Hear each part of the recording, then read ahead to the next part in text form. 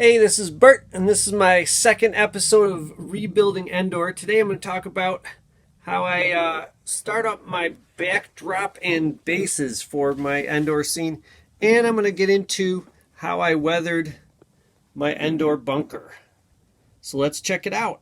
No Skill Customs. So my Endor scene is going to take place in this area. I have just about 6 feet of width and about 2 feet of depth for that scene, and it's right next to my Dagobah setup, which I'm going to go over sometime. Currently, I'm working on figuring out. The ultimate Yoda here, and then that's next to my Yavin ceremony scene. So I'll bring you back around. Now this thing flickers. That's LED lights. Like when you look at them in real life, they don't do that. So I apologize for that. These ones are not. These are those cheaper lights, and they look better on screen. So for my backdrops, this is actually just packaging here from ATSTs. Some of it is from the packaging for my 12-inch Biker Scout up there, and yeah, I think that's this big huge section right there is from that. And then I think the rest of the packaging is just from different ATSTs over the years. You can see on that back one where some plastic was torn off. And the bases, these are from some company that makes Halloween toys. Let's see. Le Max. I think it's French. Anyways, they're hard to find. They typically have some stuff at I think Joann's, and these are like Halloween bases. I had to make them a little shorter so that they'd be uniform with one another, and then also give me enough height. I don't actually have a lot of height for trees and stuff for this space, and that's just kind of how things worked out in this room. The lights that are dangling down, those are going to be, I'm going to try to put my whole Ewok village over in this vicinity right here. That's where it used to be. This is called Rebuilding Endor because I used to have this whole thing set up and filled with toys. And, for the Blurgs video and for my every Ewok video, I started pulling pieces out of it and it became a mess. And I decided just to rebuild it one step at a time. So yeah, these are Lemax foam pieces from their Halloween displays, and in this right here, this is just a cork board. I have some more of that cork, just like sheets of it, and I'm going to use this to fill in gaps. There's some gaps at the back there and stuff like that, and I have some sort of like ground cover I'm going to put in there too, and maybe like real and fake tree parts to just fill up the space there. Okay. Now the cork, I love this. It looks, it's a real dark brown. Okay, and looks really good behind some grassy stuff. I got this other stuff right here. This came on a roll. My wife was out shopping one time and just saw a roll of this at Joann's on clearance. And you can lay that down over top some dirt. It looks pretty legit. So I love that stuff. Okay. Now let's take a look at the bunker. This is the finished product. Actually, it's not entirely finished. I'm going to add some like Spanish moss or something, just a little bit up around here. This is supposed to be like leaves and debris and stuff like that. And I'm going to add some Spanish moss there. So here's how I began. I began by actually taking an Endor bunker that was missing pieces. The whole thing is supposed to be connected with a big plastic piece down here, and I didn't have that piece. I was missing the inner doors, so I glued the doors shut. I glued all the pieces together. I cut a base out of wood right here, and then this is just a little scrap of mat board in front, because it's just to give it the two different depths there. And let's see. So what I did was I began by getting the whole bunker to the colors I wanted it to be. I did a lot of dry brushing. If you watch the movie, sometimes it looks light gray, dark gray, brownish gray. Okay, The inside here, let me get a light in there. The inside looks kind of bluish sometimes, so I went with a little bit of bluish gray there.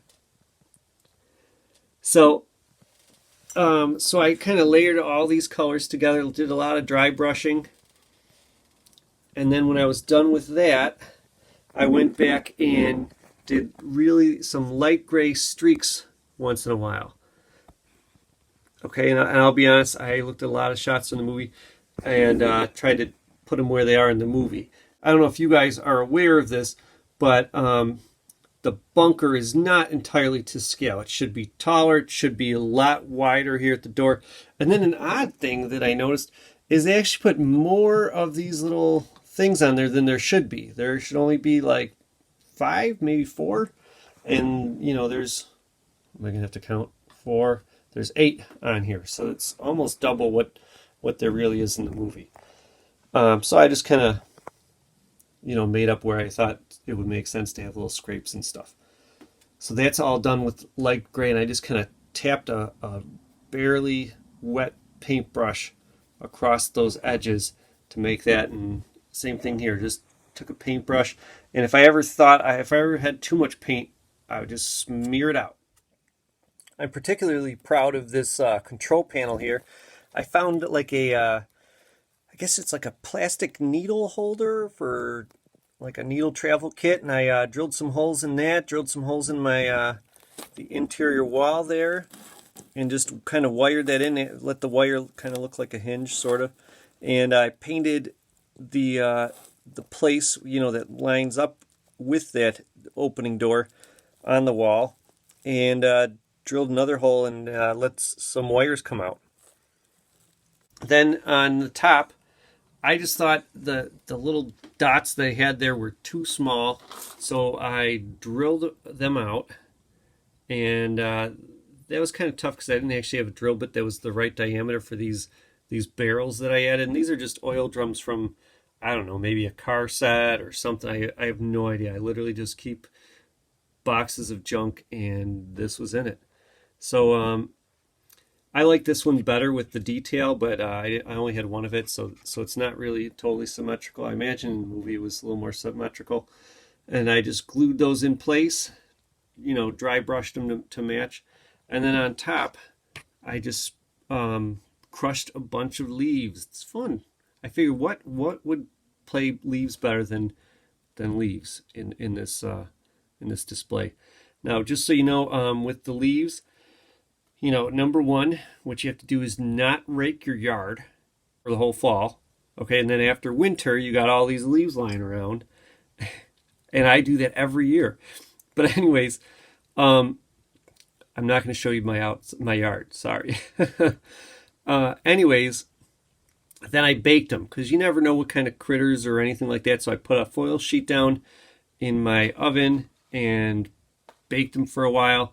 While I was doing that, I was also baking a bunch of sticks that I found in my yard, and that'll be in a future episode where I kind of use those sticks to make trees. Okay, but we'll get there when we get there. Next episode, the plan is, last episode we saw Bloody Hand Han here. The next episode, I'm going to go and weather this ATST.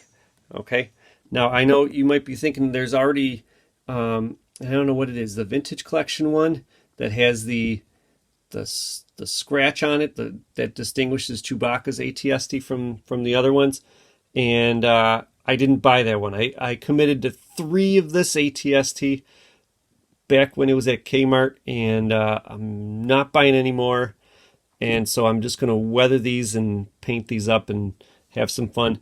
Really, I got to dirty up those feet. Those feet should really look like this with a kind of mossy greenness on there.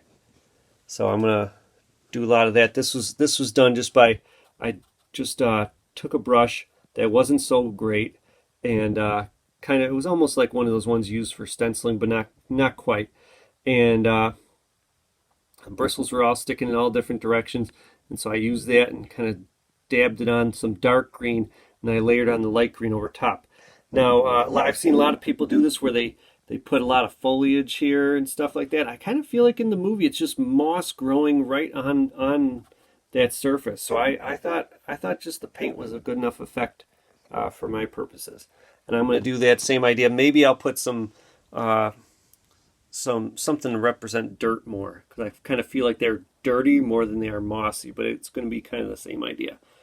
So that's coming up soon. Also, if you check this out, I really want to have the ATST that's getting smashed by the logs. I want to have that be one of my scenes, because I got a lot of surface area to cover here between here and the Ewok village. So I want to have the ATST being smashed by the logs, and I was thinking of ways to do it, and I was looking for those barrels that I used up here, and I found all these parts that I just had extra. If I see lots of parts at a garage sale or the flea market or eBay or wherever, I buy them, just because you never know. So I thought, I've been thinking for a long time how I was gonna, cut up one of these guys, maybe literally smash it with a hammer and stuff like that, and try to figure out how, if I, maybe if I X-Acto knifed it here and there, I could perhaps rig it so that with a smash of a hammer, it was more controlled how it got smashed.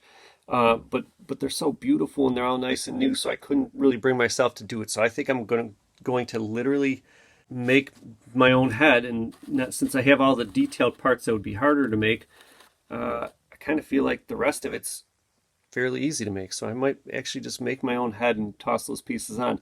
But we'll find out. Probably not in the next episode, but the episode after that of Rebuilding Endor. So like and subscribe, and you'll see when that is. Have a good one, and may the 4th be with you.